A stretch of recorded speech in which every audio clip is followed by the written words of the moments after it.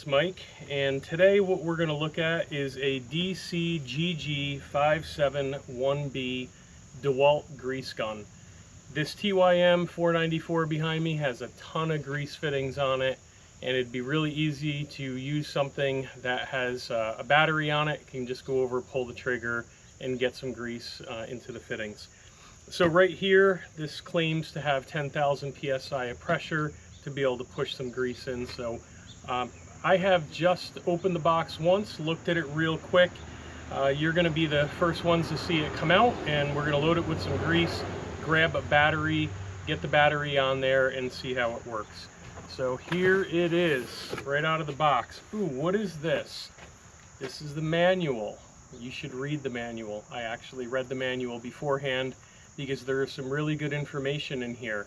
Some of the good information is around how to use this without a cartridge to load it with bulk grease, because you actually have to flip a seal around to make sure that you can load it in certain instances. But anyway, read the manual, very informative on how to use the grease gun.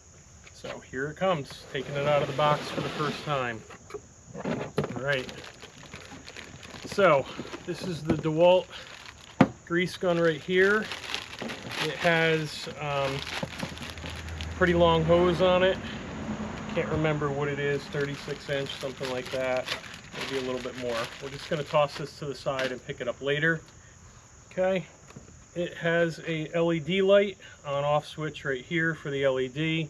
It has a little cover on the fitting, or on the little nozzle that goes on the fitting. Also comes with a strap, so we're going to put this back on here, a little bit awkward.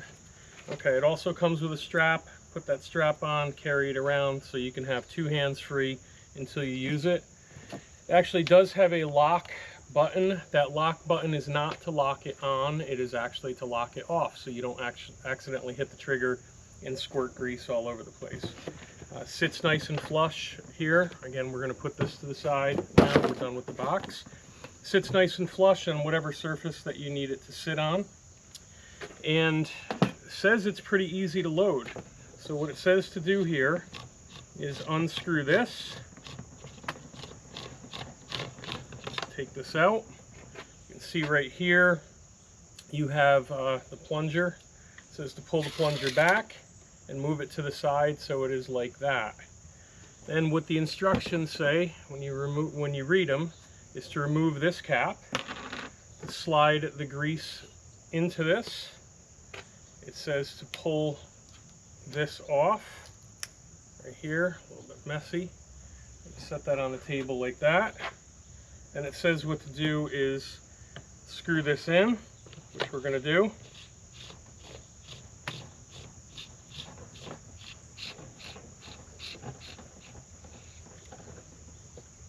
Put this back in that position. Push that in. That was a little bit difficult to get it past the first little notch there, but push that back in and then load a battery. So we're going to go grab a battery. We're going to get that on here. We're going to bleed this, and then we're going to see how it works. Okay, we're back with a DeWalt 20 volt 5 amp hour battery. I'm going to just slide that on, click it into place, and then over here is the bleeder.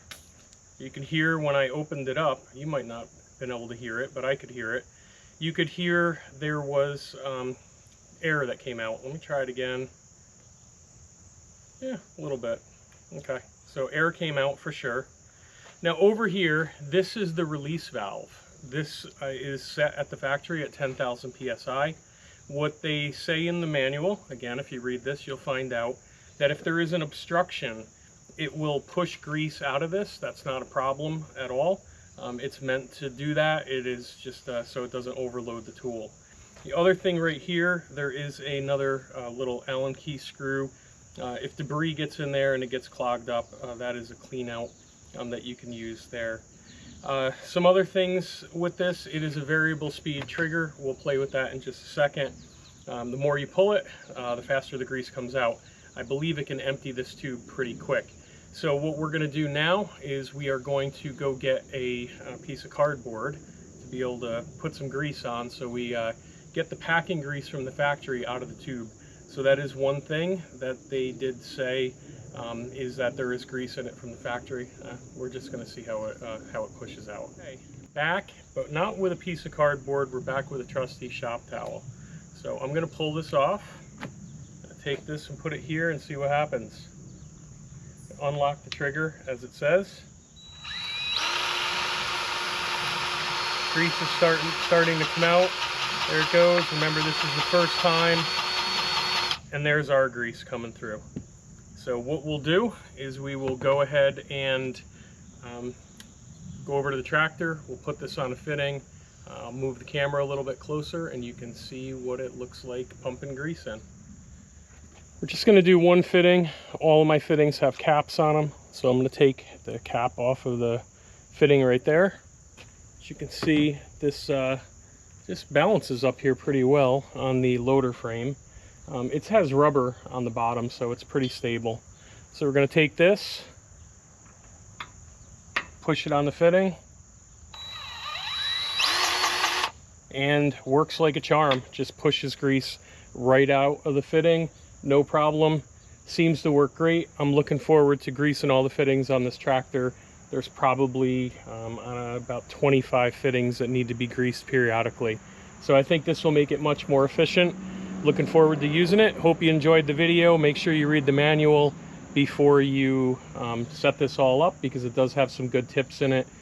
So far, I am giving this a 5-star because I think it's just going to make everything really easy to be able to carry this around. So again, hope you enjoyed. Hit the like and subscribe button. There'll be more videos coming up as I get some different equipment, go through, review it, and tell you how it really works.